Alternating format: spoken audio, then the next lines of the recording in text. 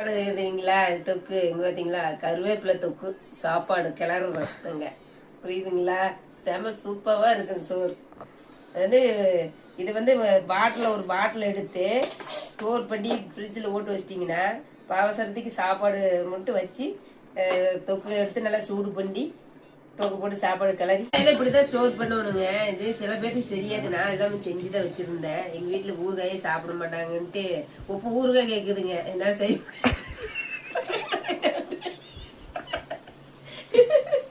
என்னால செய்ய முடியல.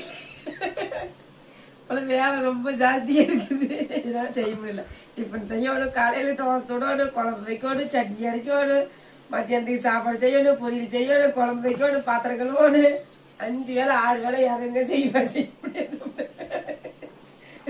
தொழில் பண்ணணும், பிஸ்னஸ் பண்ணணும், சேரி பண்ணணும், எல்லாமே பண்ணணும், வெளியில் கொண்டு போகணும், எல்லாமே பண்ணணும், பேக்கேஜ் பண்ணணும். இது 6 நாளைக்கே முடியும். அதுக்கு எண்ணெய் வேற கடைக்கு கொண்டு போய் கூட போகணும். ரொம்ப ரொம்ப என்னால் முடியாது. அதனால இந்த மாதிரிலாம் நிறைய பண்ணி வச்சுக்கோங்க. செம்ம சூப்பராக இருக்குது. தக்காளி பாருங்க, தக்காளி நல்லா அரைச்சி தண்ணி இல்லாம அரைச்சி எல்லா தொக்குமே செஞ்சு வைப்பேன். செம்ம சூப்பரா.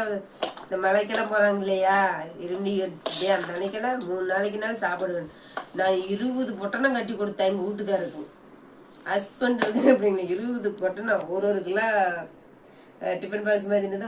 20 பொட்டணம் சோறு கட்டி கொடுத்தேன் நான். சூப்பரா இருந்ததுங்க. செஞ்சு கொடுத்தவங்களுக்கு அவங்களுக்கே கிடைக்கல, எல்லாரும் சாப்பிட்டாங்களாம் எடுத்து. சாப்பாடு சூப்பரா இருக்குதுங்க. அவ்வளோ டேஸ்டா செய்வீங்க சாப்பாடு.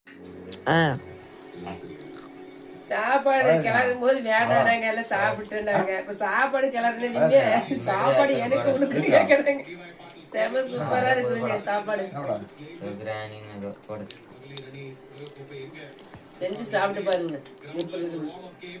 எல்லா பொடி, முருங்கை பொடி, கருவேப்பிலை பொடி, ஆவரம்பூ பொடி எல்லாமே செஞ்சு சாப்பிட்றப்ப வச்சிருக்கிறோம். இருக்கு வீட்டுல.